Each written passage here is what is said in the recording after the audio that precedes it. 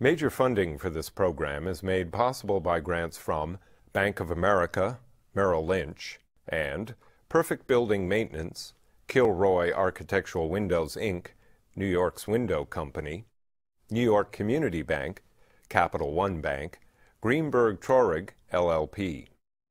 Additional funding is provided by grants from Akron Gold Brothers, LLC, Briarwood Organization, Beechwood Organization, C.B. Richard Ellis, Cushman & Wakefield, Dime Savings Bank of Williamsburg, Hal Fettner, Durst Fettner Residential, First American Title Insurance Company of New York, Friedman, LLP, Gemini Real Estate Advisors, LLC, Jack Jaffa and Associates Real Estate Consultants, James D. Kuhn Real Estate Institute at Syracuse University, Madison Realty Capital, Massey Knackle Realty Services, Meridian Capital Group, M&T Bank, Muss Development, LLC, Des Moines Group, Newmark Knight Frank, Orphanides and Associates, SJP Properties, Sterling and Sterling, Stonehenge Partners, Urban American, W Financial Mortgage Fund, the Wickoff Group.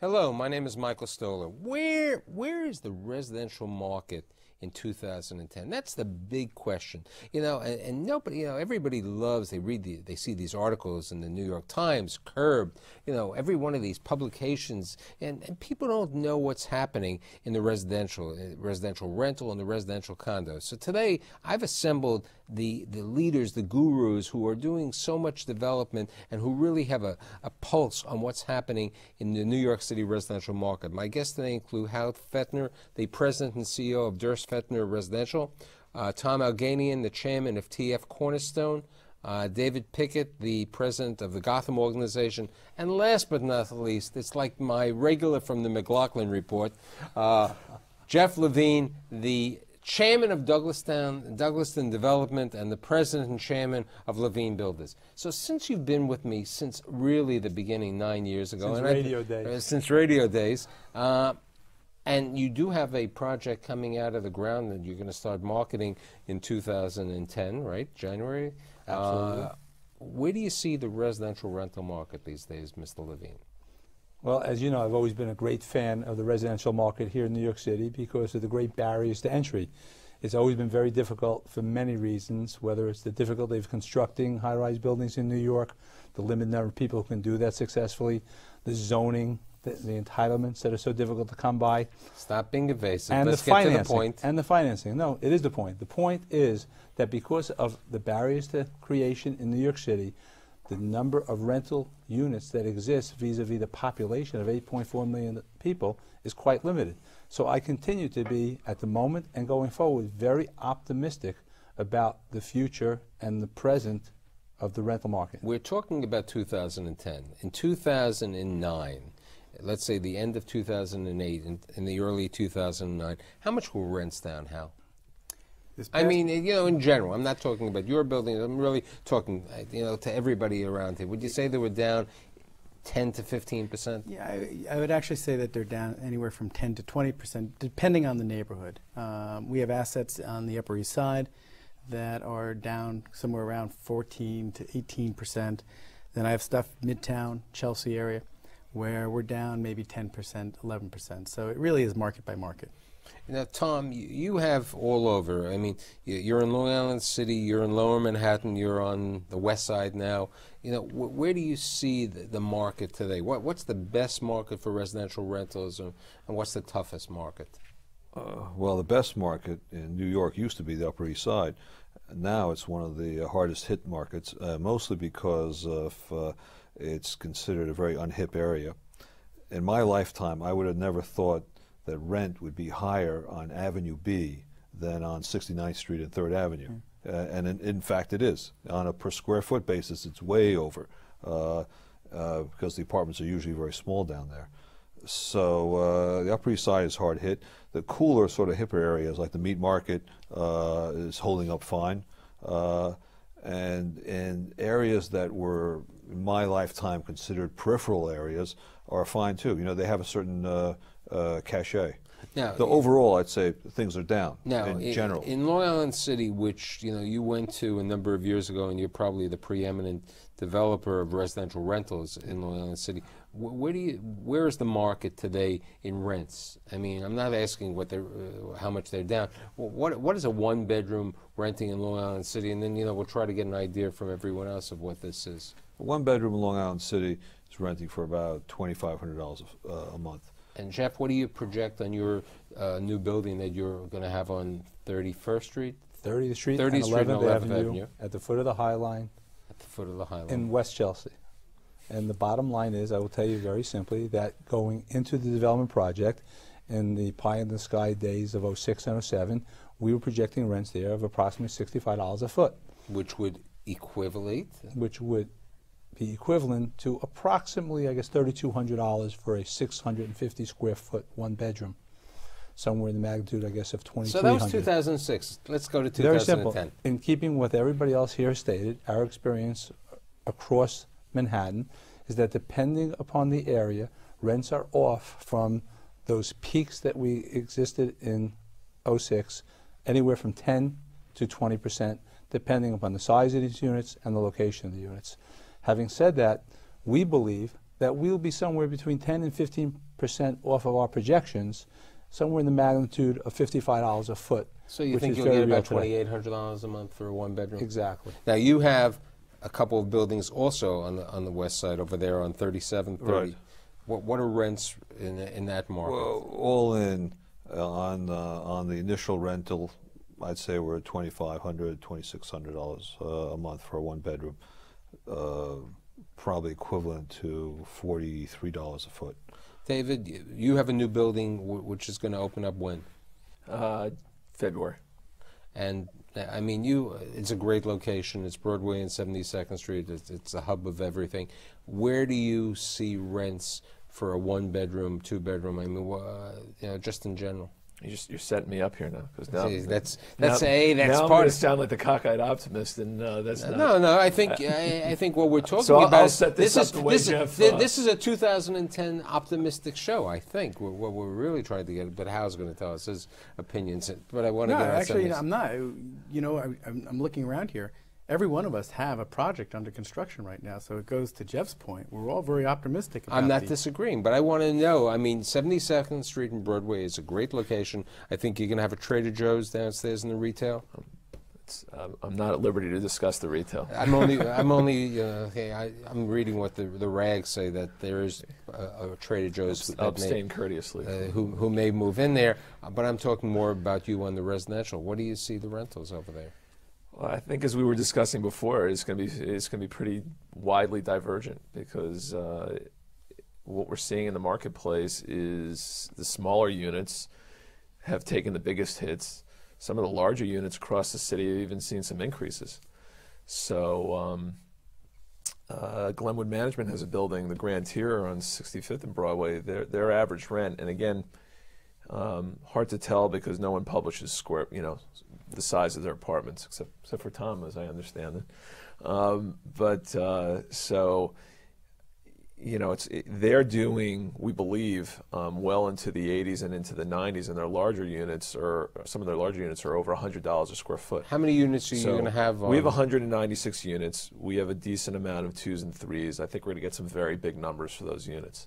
Now, with regard to the smaller units, I think, we projected rents of close to $90 a square foot on the building. I don't think we're going to get 90, but at the end of the day, because of the premium for the larger units, I think that's going to help to offset what's happened on the studios and ones, where there's been a drop off. Even in the best neighborhoods in the city, and I would consider this to be a very. I happened to be near your building the other day. It was on the highway. you know, the Helena, which is a magnificent building, which is on 57th and 11th. It's not 11th, one block over. It's West End Avenue. You know, That's right. You know, what's happening over there? What are rents like over there in that market? Because Avalon Bay has gone to the community board to plan to put a building right across the street from you. Right. But on the planning board. So, I did. Okay. But there is, you know, we have faced in the last year and a half, a lot of competition. So the Helena did get hit early on because of a number of buildings and projects that had opened up. I think Westbrook Partners had opened up a project. So we were competing with a lot of newer product. That product, though, the Helena has stabilized, and we're actually doing really very well in that building. We don't have any vacancies in that building. And in that building, I think, you know, we saw a drop of around 8%, 12%, anywhere from 8 to 12, depending on the month. It's somewhat seasonality also. Yeah, that's true, too. Now, all of you, I mean, the interesting thing is that all of you, besides being developers, you're builders. And you build your own and the situation. Construction costs are down. Absolutely. Land costs are down. So do you see yourself, I mean, you're doing a development. You left out, rents are down. Right. Okay? So do you see development, some new development taking place in 2010 and 2011? well, we broke ground on our 102nd Street site, actually officially today. So, I mean, you know, we'll be coming online in 2 years with 250 apartments, rentals. So Is that an 80-20? to be determined. But that's 102nd off Fifth Avenue between Fifth and Madison, you know, and you also truly, in a way, you have a captive market because you have Mount Sinai, you know, that there's a need in that community just for their own people in general. And people want to be on Fifth Avenue. I mean, it's a great location. That's, you know, our goal is to appeal to the market that wants to be on Fifth Avenue. Exactly what David said. We are designing that building for families, so that it's predominantly a lot of 2s and 3s, and larger 1s convertible. But we expect to have people south of 96th Street also come. Where do you see, I mean, all of you with regard to, I mean, all of you have been dealing with the banking community. Are banks going to be more energetic and are they going to be enthusiastic in 2010 and 2011 to lend to? I mean, all of you are established developers, so I'm not worried about that. You keep talking 2010, 2011. I think across the board we can say if you aren't already in the commitment stage, you're not going to get a loan in 2010, and I don't know anybody that's committing for very many loans in 2010. Well, I actually think that we could see in 2010, 2011 loans at very, you know, low loan to costs with, you know, a reasonable amount of guarantees and, you know, some wider pricing than what we're used to on well-conceived rental residential deals. You know, I don't see the condo construction loan market coming back anytime soon. I frankly think the banks are still too frightened about the falling knife, about the lower rents to commit in 2010. I think we're seeing stabilization. I mean, Tom, are you planning any new buildings for 2010? Yes, we're planning 2 new buildings in Long Island City, roughly 1,000 apartments. One we're going to start in February, and the other one we're going to start later in the year. And we have no financing, but we own the land free and clear. And I expect that we will. Right now, you're right, the loan to value, loan to cost, is maybe you get a 50, 60% loan. You have to put in a lot of equity, a lot of personal guarantees. All of this is anathema to most developers. We have a very long vision out there, so we're willing to put in the equity, we're willing to put up the guarantees. Actually, we're going to start work without any loans, without any construction loan commitment, because we're not going to get any funding until we have the superstructure up anyway. And, you know, in 6 months, we'll look for the month funding. When I grow up, I want to be just like you. Yeah, I was going to say the same thing. Yeah, I think that's the only way you can build now. Yeah, I mean, and we're committed to this area, and we know it's going to be, you know, in 2 years, 3 years, 4 years, when it'll ultimately the rents will support the. How many units will be in your complex? I mean, not the complex. Altogether. In that altogether. In our part of it. You know, Avalon Bay has a couple buildings there too. Our buildings, there'll be 7 buildings altogether, 3,500 apartments. And then you also have a condominium. Yeah, we have a condominium too, which we're marketing right now. And actually, it's not doing what we expected, but it is selling because it really is the premier dead-on view of the Manhattan skyline. Now, the biggest problem when I did a developer show a couple of months ago, and the developers, all of them said, who were in the condo development or other situation, their biggest problem was getting end loans. For the purchasers. How's that? There are some banks providing loans. You know, there's no 90% financing, 75% financing. If you're a regular person who has a job and is looking for a normal loan, there's money. You can get it. We're providing financing ourselves for some people, short term. A bridge, like a 5-year bridge? Yeah, 5 years, 5.5%.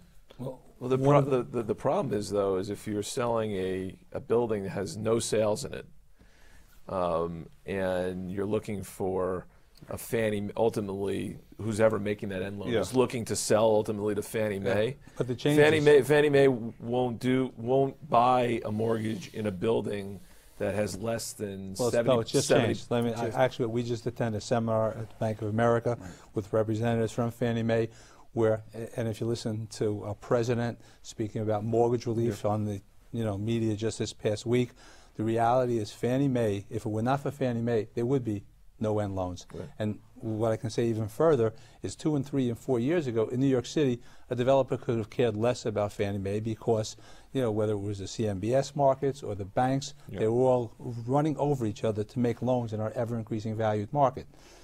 The reality is now that's gone. People are back to what I call reality mortgage, no longer Mickey Mouse mortgages. People look and see what they're going to cost. They know what their tax abatements are. And the good news is that Fannie Mae, while at one time was at 70% pre-sales before they would make a loan on a building, if you did a direct underwriting situation, the underwriter had permission to drop initially to 50% pre-sales, and the regulations would just change. So if you have a building with 30% pre-sales, you could have Fannie Mae approval and FHA approval. In addition to which, and what's equally important, was the statutory limits for Fannie Mae going back only 2 years ago. Were 439,000. Were 439,000. 732. 732. So, using Tom's formula of having an intelligent buyer save money while they're waiting to satisfy their demand to buy a house and having a 25% down payment, which people are having today, the new statutory limits allows a buyer in New York City with Fannie Mae lending to buy a home that has a value of $1 million.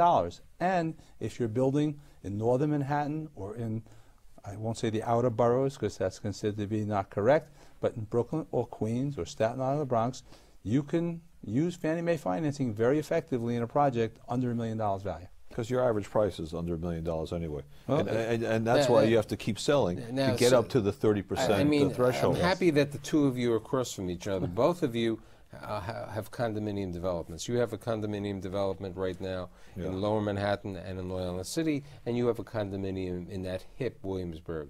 What's happening with, let me hear from Mr. Alganian first on what's happening on condo sales, and then I'll take Mr. Levine on condo sales. Well, I'm only happy that I have a small condominium in Long Island City, and it's only 185 apartments, and so I can sell it for whatever the market is, and that's what I'm doing. And I've sold about 40%, shooting to get to this 50% number, and then I think financing will open up a bit. And what are prices in general? I'm at my initial price was $1,100 a foot, and I'm now selling it at $850 a foot. Which is okay. And they have a 15-year or 10-year tax abatement? They have a 15-year tax abatement on actually the carrying charge, including the real estate tax, is 80 cents a foot per month, which is extraordinary. As is ours. Some apartments have, the real estate tax is $10 a month. And we tell this to people and they say, no, this $10, you mean $10 a foot? No, it's actually $10 a month. Mr. Levine, Well, hit as you know, Williamsburg. Well, you know, we talked about the fact earlier that the demographics of who's buying and who renting dictates what the market is willing to pay for rent or for sale. Williamsburg, for my money, and it is for my money, is the most sought-after community for Generation X and Y, those people under 35 years of age, who with sometimes parental help, but otherwise on their own, are capable of buying a condominium in the price range of approximately $900 a foot. And we have sold almost 30% at that price point of $900 a foot. Our apartments are, we believe, very well designed on the waterfront with an amenity package that's unsurpassed by anything that's ever been done in the 5 boroughs before.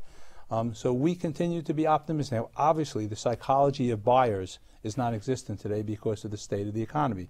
But the good news on Wall Street, the continuing optimism with low interest rates, I think eventually will break the wall of no, and ultimately people will be back in market because people get married, people have children, people get divorced, and ultimately more households are needed in our city of 8.4 million, and the young people are those people. A couple of months ago, I ran a symposium, and somebody who all of us know, was saying, you know, at one time I had tenants, you know, it was one person in an apartment. Now I have 3 people in that apartment. I also have, there was a certain amount of water. Now there's more water being used. I have more material. They have more time. They're not going into restaurants. Are you seeing more people doubling up? Are there more than one tenant, you know, taking apartments, you know? I have not seen. I didn't say. Okay. I didn't say it was well, you. You're staring at me. But, No, I was talking about somebody we know. No, there's no question that for a long time, the rental market in New York had multiple occupants. The designs of the apartments, where essentially you did a shared split with 2 bathrooms, lend itself to 2, whether or not be college students, but certainly 2 recent graduates with first-time positions in employment would often share an apartment in some of the newer areas. You know, the 8th Avenue corridor, I think, is a great example of that. And yes, that was the case, and I think it continues to be the case. What about, you know, the 42nd Street area, which the 2 of you were really early pioneers over there? What's happening on the 42nd Street? Because there's a lot. I mean, you got Silverstein going further up. You have Joe Moynihan. You have a variety of other properties. You have Tom on 37th. What do you see happening today in 42nd Street? Well, I mean, because you have Related's project. They're going to be. We have Related project right across the street from us, the Victory. You know, and we have Tom's new product. We have Larry's new product. With all that new product, we're really happy to say we're very stable there. And again, when I say stable, our philosophy is to get the head on the bed. All right, and very simply, and so flat in today's market is a great thing. All right, and in that market, and you know, we talked before about where the market, you know, it has gone, and you know, we say anywhere from 10 to 20%. For me, the Victory has done extremely, extremely well. With regards to markets, both David Pickett and Jeff Levine were early arrivers into Harlem. People were running to Harlem. What's happening? I think you finished a project recently in Harlem? We finished, we took a project to market called the Langston. I guess we have 3 apartments left, so I mean, we really finished with our sales there over a year ago. So fortunately, you were finished a year ago. Our timing was pretty good there. You know, we had when things started to get really bad, maybe there were 6 or 7 units left, and but what's now happening maybe in there's Harlem 3. today? I mean, as far as I can tell, those units have not really turned over. People there seem happy. We built another building across the street that we'd sold out the year before that. And this seems prices pretty stable. down, would you say, Jeff? Prices are definitely off. Well, I think what people thought was going to be a $750 square foot market is down probably 20%. I think that 600 is the new 750 in Harlem. I mean, we sold a couple things recently for around, but they were sort of special penthouse type of units that we sold for like 7 1/4 that were probably got close to 900 for a few years ago. So that sounds about right. Let's leave the borough of Manhattan. We've spoken a little bit about parts of Brooklyn. Let's talk about the downtown Brooklyn. you've never stretched yourself to go to downtown Brooklyn, and there's a lot of development. There's like 2,700 apartments over there. Any thoughts on how downtown Brooklyn's going to look? Tom, you've never gone down there. I know. I have looked and I bid on certain things that I'm glad I didn't. In fact, it's good that you didn't win. Well, there's no question. It's a very saturated market. Okay, Some very good developers are building a lot of units out there. Yeah. I think it will be difficult to get stabilized, but I think it will get stabilized because, again, it has the type of retail amenity base in Brooklyn and the transportation that ultimately will prevail. It's just going to be, because of the economic wind that we're facing right now, a little bit tough, because in the past, people left Manhattan, the areas, to go to the cheaper locations in some of the other boroughs. That shifted to become a first choice, but the economics of today, the lack of jobs, is slowing the process. But I think as soon as we get that job creation back, you will see young people flocking to those areas. I mean, I think there's going to be a little bit of pain in Brooklyn, downtown Brooklyn. There's some pretty badly executed products, that are going to have to clear the market first. There are a number of banks who made some indecisions in downtown Brooklyn. So there's going to be, I think, a little bit of pain. But ultimately, I think Jeff's right. I mean, it has a lot going for it. So I think, in a positive way, we've finished 30 minutes. I think things are looking better in 2010 for residential developers. It's still a good time to rent in New York City because, people want to live here. People can get good deals. And I think that if they're dealing with great established developers and owners, that's the best thing. Well-capitalized owners. And I'd like to thank Hal Fettner, Tom Alganian, David Pickett, and last but never least, my regular Jeff Levine for being here. See you next week.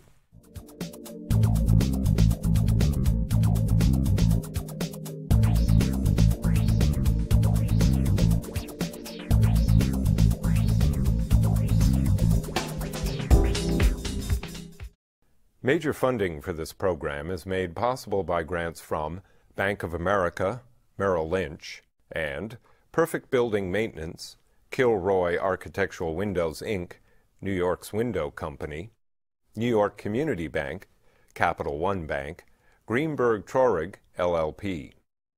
Additional funding is provided by grants from Akron Gold Brothers, LLC, Briarwood Organization, Beechwood Organization, C.B. Richard Ellis, Cushman and Wakefield, Dime Savings Bank of Williamsburg, Hal Fettner, Durst Fettner Residential, First American Title Insurance Company of New York, Friedman, LLP, Gemini Real Estate Advisors, LLC, Jack Jaffa and Associates Real Estate Consultants, James D. Kuhn Real Estate Institute at Syracuse University, Madison Realty Capital, Massey Knackle Realty Services, Meridian Capital Group, M&T Bank, Muss Development, LLC, Des Moines Group, Newmark Knight Frank, Orphanides and Associates, SJP Properties, Sterling and Sterling, Stonehenge Partners, Urban American, W Financial Mortgage Fund,